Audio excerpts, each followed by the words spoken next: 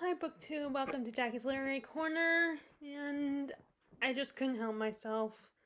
I was feeling restless and decided to go to the bookstore today. And I have been on a nonfiction kick lately. You know, like there was a time when I had like a mystery kick but that one was really small. And then I had a classics kick, where I was buying just classics. And now I'm on a kind of a nonfiction.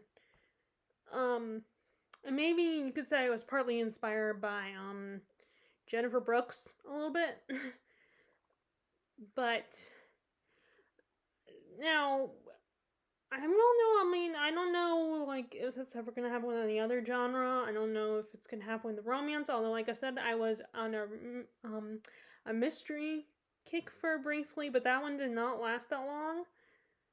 Um, So I imagine if I ever felt the desire to buy a bunch of romance books, it would probably be the length of how long that lasted because certain genres that just they feel formulaic and repetitive and it's hard to find new and original versions of those kinds of stories in that genre. It doesn't really for me if I get briefly interested in those, it is very brief. Um It's interesting though because when I was at the bookstore just chilling and actually ordering food there, which I don't do that often, but these last couple times I have decided to order lunch there just because, it takes me like 15 minutes to come back home anyway, and I wouldn't get to stay that long.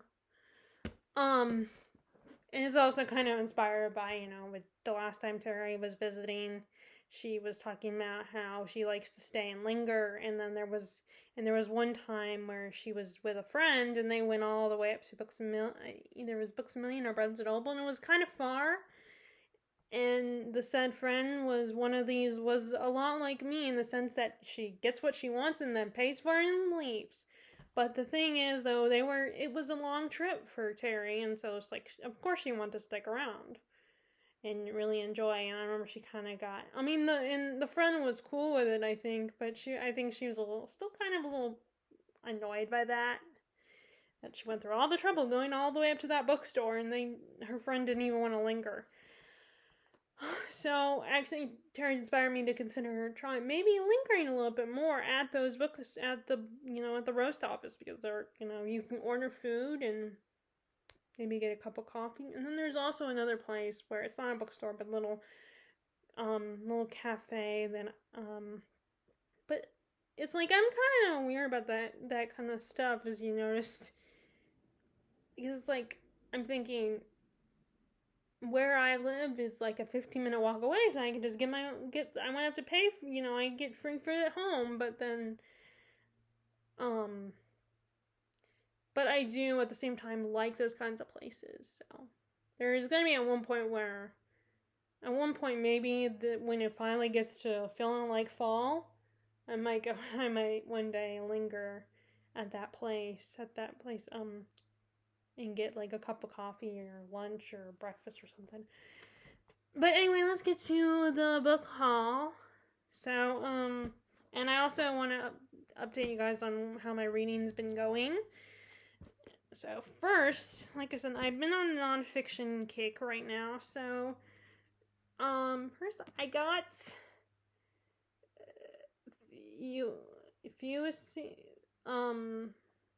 okay, I'm just gonna say that's not even the title. It's the author's name. I cannot say his name. Thucydides. Um, he's one of the famous Greek writers, but this is the history of the Peloponnesian War. Um, and I'm definitely getting more into that kind of stuff. This kind of history of like history books that were written back then. Although I am a little nervous, like it's the same thing with the fallen history of the fall and decline of Rome, or like the histories those are both written by much ancient authors, and I would be worried. I mean, like, I attempted to read The Rise and Fall, The Decline and Fall, but at the same time, of course, in that case, I was also reading when we were traveling to visit my sister, and it was just me and my mom, so I was sitting up front, and she had talk radio on, so it was kind of hard to concentrate anyway. So with these kinds of works, I feel like it's all about the timing when I read them.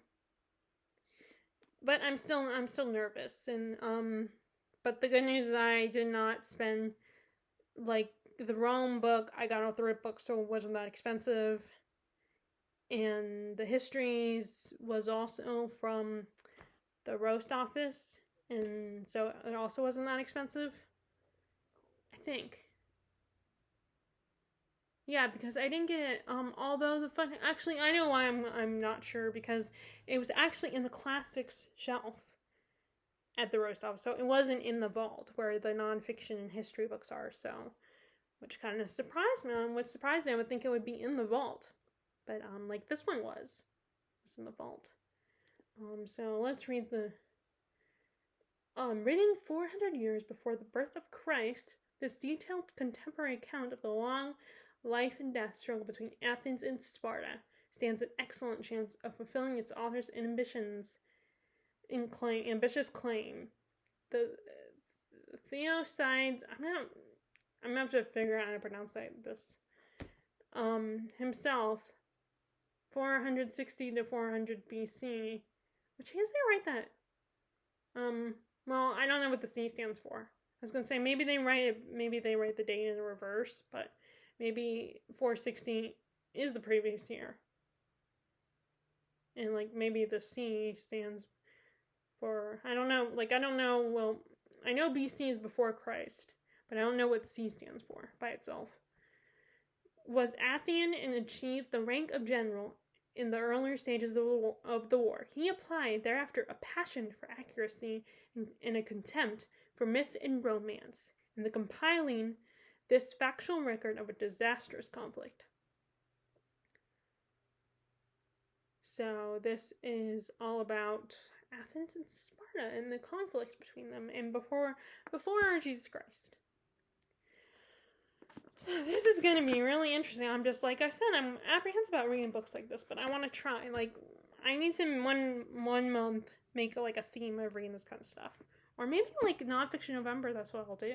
Read. Although I'm going to read, I'm going to read Origins of the Species for Victober.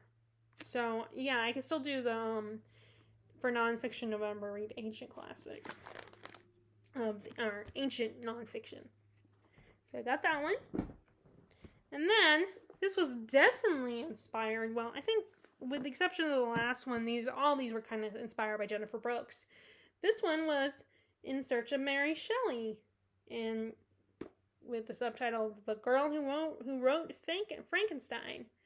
I absolutely love Frankenstein. In fact, I kind of resent a little bit how a lot of times they make the creature either seem super scary, like he's a big brute with bolts in his head, and he's kind of dumb, I don't like that. Ever since reading the actual story, the only version of Frankenstein I've seen, I have not seen the Kenneth Branagh movie. The Kenneth Branagh movie with Kenneth Branagh as Victor Frankenstein and Robert De Niro as the creature. I have not seen that version, but the only other version I've seen where it doesn't make the monster, although actually now I think about it, all the versions I've seen of the monster on screen, they don't go with that approach. Now that I think about it, or at least one of the other version, because I've only really officially seen two versions of the creature, and that was in the Van Helsing movie. And in that one, he didn't look like all cartoonish with bolts in his head and dumb brute, like a lot of pop culture paints him as. He actually looked like he actually came off as a creature with a heart. in the Van Helsing movie, and someone had a conscience and was kind of afraid, but he still had a bit of electric charge over his forehead, and he looked, like makeshift man-made, which, that's what he's supposed to. So it's, but the only other version I've seen is the Penny Dreadful show, which I want to watch that again. Maybe I should watch that this October. Like, I'll watch Gilmore Girls starting I started watching Gilmore Girls, so I'll watch that through September, and then maybe October I'll watch Penny Dreadful. That's a recommendation I should give on Desi's video. I should go back and respond to her on her video. Penny, because I was just watching Darlene Desi's video on her fall recommendations, which I was looking forward to because I love her videos where there's either she does vlogs to get in the spirit of the season, or and she does recommendation videos of things to watch during the season. But anyway, okay, back to this. So yeah, but I love Frankenstein, and I want to read that again. I want to read that this October, and I decided to get this book, which is In Search of Mary Shelley. And I say that it's inspired by Jennifer Brooks because she's fascinated with the Shelleys. She's been reading a lot of their other works, like their poetry and stuff, which I have not seen at the Rust Office yet, and I have not seen on Thrift Books. Although I haven't looked for it, I need to put that in the search engine. Percy Shelley, or Mary Shelley's other work. But as you know, she wrote Frankenstein, and this is, I guess, I don't know. Well, let me read the back. In this groundbreaking narrative, Fiona Sampson pursues Mary Shelley through her turbulent life, much as Victor Frankenstein tracked his monster across the Arctic waste. Sampson has written a book that finally answers the question of how a 19-year-old came to write a novel so dark, mysterious, anguished, and psychologically astute that it continues to resonate 2 centuries later. No previous biographer has ever truly considered this question, let alone answered it until now. And also, I had a nice little surprise. In this book, there's the person, I guess the original owner of this book had bought this, which is a photograph. Although it feels like a postcard though. It's like a which I guess the National Portrait Gallery is where she got it. And so Mary Shelley was 1797 to 1851. I'll have to do subtract those and see when she died and stuff. But I thought that was cool. That's what's nice about used bookstores is you might get little surprises in the books you buy, like this, or you'll get like their annotations in the books, like little notes that they write. Oh, and this one, yep. Oh, yay! This one also has pictures in it. I love those. I love when nonfiction has actual like colored photographs, or even black and white ones too. Like in the middle of the book. But yeah, maybe I'll read this during Victober. And when it's not Victorian literature. Okay. So then we have. So I always get this one mixed up with another book that has a similar title, but then you realize that they're spelled very differently. And that is Metamorphoses by Ovid, another epic poem. And I get this mixed up with Kafka's Metamorphosis because it's the words are almost the same, but it's just this last part is spelled differently, and that one is not. I don't know if it means the same thing, But Metamorphoses is the Franz Kafka short story where the guy turns into a giant bug. I remember I had to read that for one of my college literature classes, and I didn't like it. And maybe because I kind of wanted a more happy ending for the guy. But I understand, and as I've gotten older, I definitely appreciate those kind of more tragic endings a little bit more. Okay, so let me read the back of this one. Ovid's sensuous and witty poem brings together a dazzling array of mythological tales, ingenuously linked by the idea of transformation. Okay, so they're the same word, it's just spelled differently. Often as a result of love or lust, where men and women find themselves magically changed into new and sometimes extraordinary beings, beginning with the creation of the world and ending with the deification of Augustus. Ovid interweaves many of the best-known myths and legends of ancient Greece and Rome, including Daedalus and Icarus, Pyramus and Thebes, Thisbe, Pygmalion, Perseus, Andromeda, and the fall of Troy. Erudite but light-hearted, dramatic and yet playful, the Metamorphoses has influenced writers and artists through the centuries, from Shakespeare to Titian to Picasso to Ted Hughes. Do not recognize that name. This lively, accessible new translation by David Rayburn is hexameter verse, which brilliantly captures the energy and spontaneity of the original. The edition contains an introduction discussing the life and work of Ovid, as well as a preface to each book, explanatory notes, and index of people, gods, and places. So I wonder how new this translation is. Because it was obviously new when it came out, but... Okay, so it was 2004, so... like, 20 years old or so,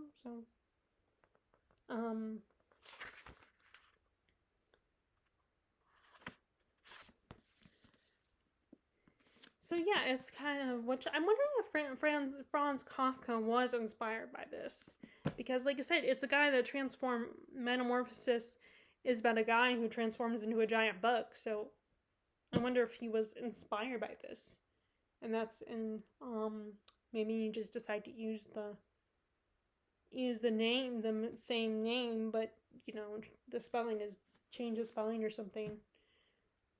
But I like this cover. See, here's the thing, I want to appreciate this kind of literature and this kind of art, but I feel like I'm always, there's a dog-ear page. I don't mind a little bit of dog-ear, but not a lot. Because sometimes I'll dog-ear just to mark a page or something, or to mark a quote. But, yeah, and I want to appreciate, but then I feel like I can't. I have a hard time doing and appreciating it. Or maybe I just don't know what the proper reaction is to it whenever I see it. I mean, I don't get to go to those places that often. I mean, I would like to go more. I mean, ideally, I want to go to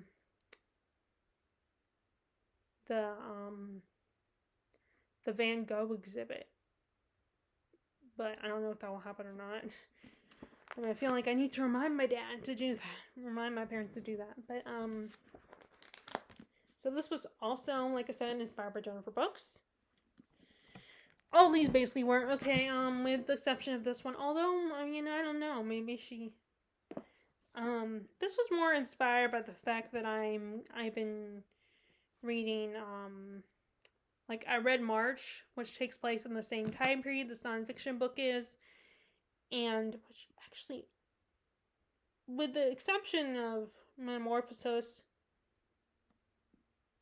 all these, yeah, Metamorphosis is fiction, that's the only one, I only have one fiction book, but, what was I gonna say? I read March by Geraldine Brooks, which takes place in the same time period. It's about Mr. March being in the Civil War. I read that one, and I'm currently reading George Washington's Secret Six, which is about the spy ring he created. But now that was the war from before. But it kind of inspired it kind of inspired this as well. And that is Purchasing Gettysburg. Oh, and this one, Fletcher Pratt Award. I'll have to look up what that word is.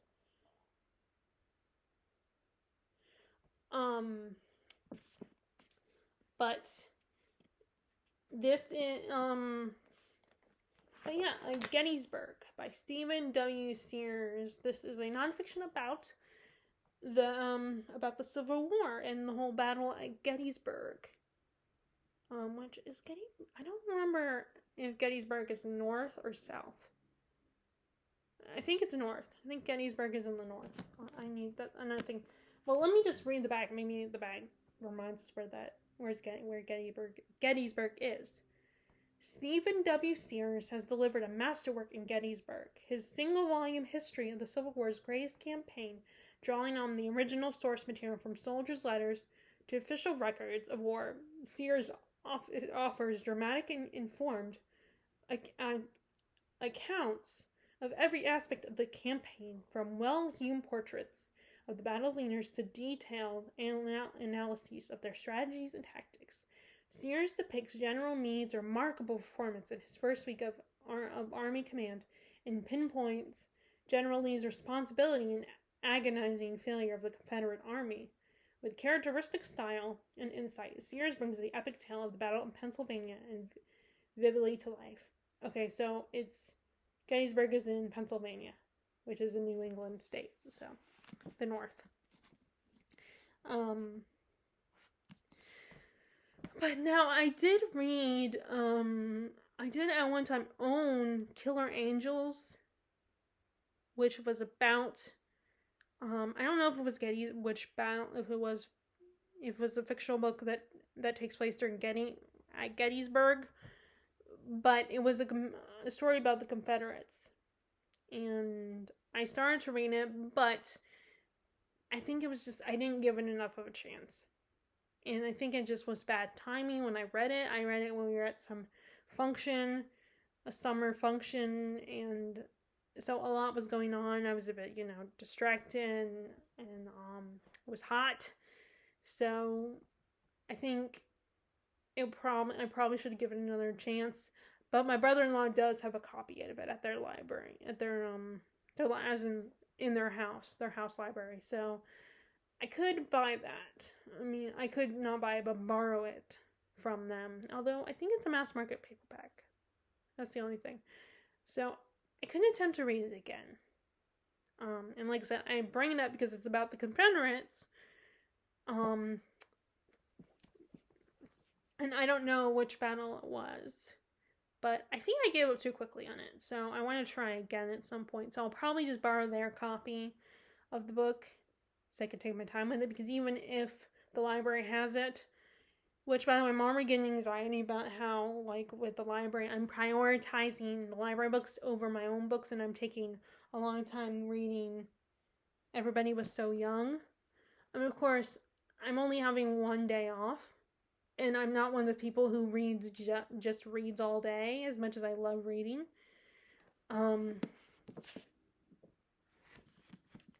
Which, let me go ahead, that brings a nice segue into how my reading is going right now. So I am, like I said, I haven't picked up this one, and I'm not even at the halfway point of this, unfortunately. But really, I don't have anything new to say from the last video, because I'm not even finished with chapter where we're talking about Hemingway, which was chapter Okay, chapter 14. I'm not even done with chapter 14. I had to put it down. But I have 2 days off coming up, so I'll read it then. I'll definitely be reading it then. And I'm almost done with this book, this Washington Secret 6. I only have 3 more chapters to go. It's not that, so I really like that it's not that long of a book and the chapters are not that long.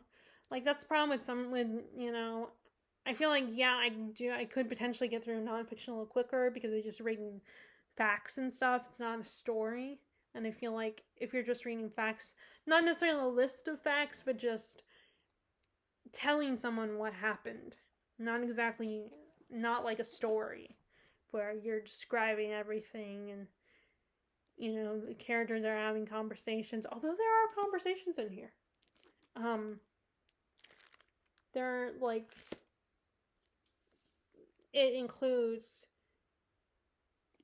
the conversations, but they're kind of like paraphrase conversations where we don't know for sure if they're the exact dialogue that these historical figures had, but they're, accounts that people heard. So there is actually dialogue in this.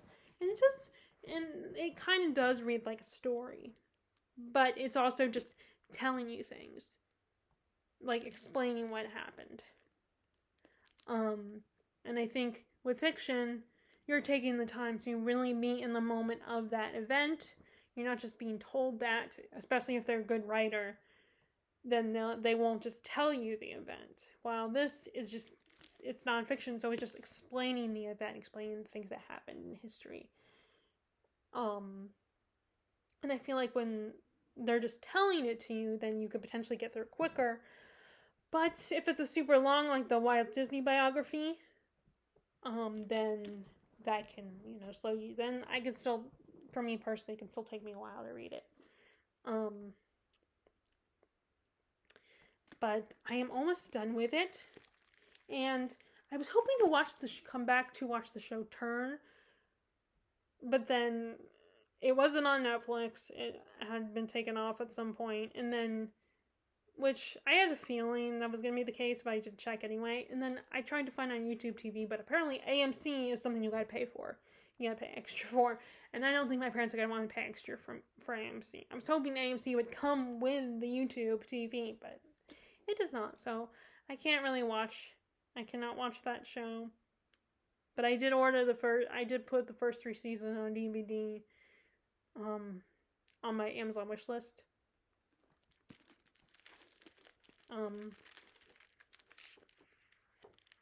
So I am almost towards the end of the war when actually we found out about Benedict Arnold, and Washington spies found out about Benedict Arnold's betrayal, which I don't think that's a spoiler because that's a fact that actually happened, so it's not like a spoiler in my opinion. So if I tell you that, but we got to that part, and I did not realize that the spy ring George Washington almost, like, because of a mess up from one of the members, George Washington got mad enough that he was like, okay, we're done with this, it's not working, and decided, let's start over from scratch. But then, he calmed down a little bit and realized, it was a mistake. We need the Culper ring back. That's what they call themselves, the Culper ring. And then that's when Hercules Mulligan came to the picture. Was because he was who Washington was going to use after when he decided to get rid of the Culper ring. So I don't know I guess according to the Hamilton, it sounds like from the Hamilton musical that they continue to use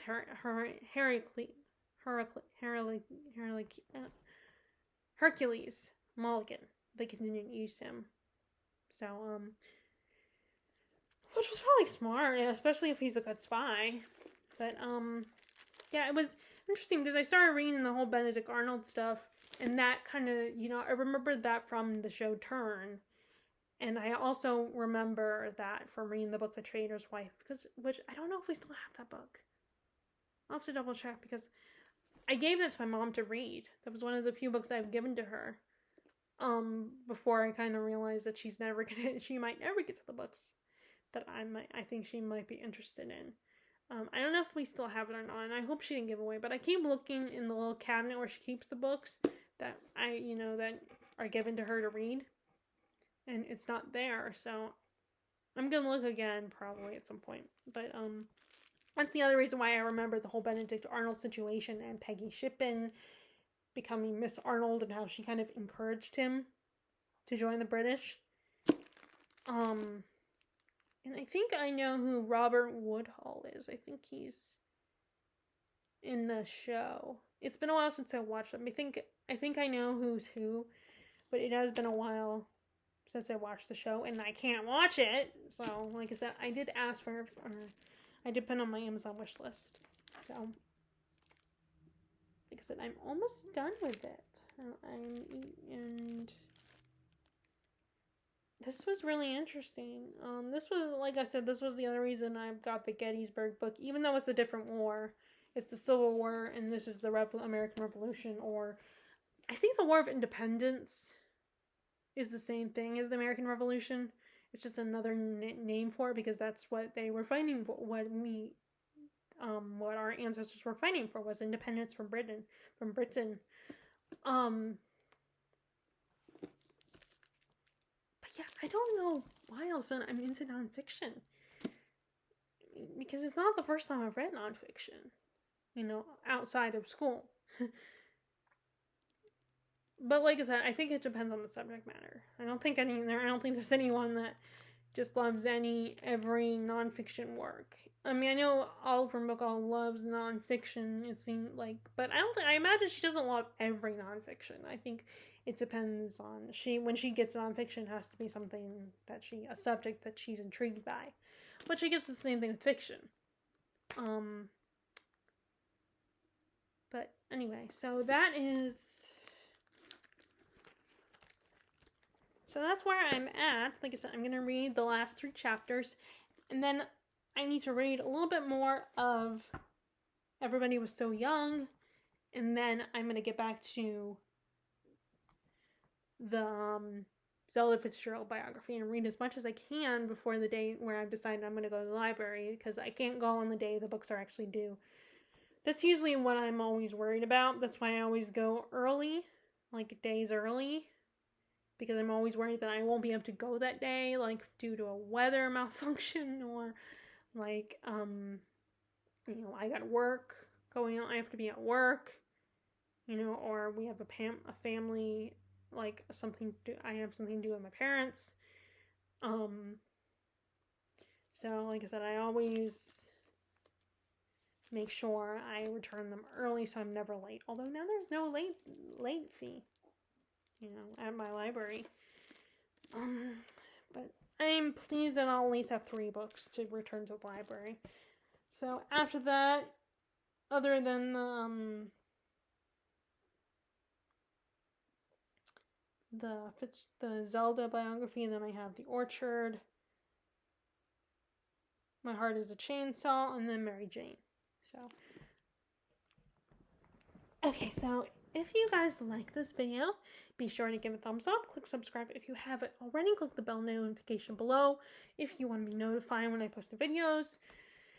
And I hope you all are having a good day or a good night, depending on when you're watching this. And I hope you are enjoying your reading. And I will talk to you all later. All right, bye!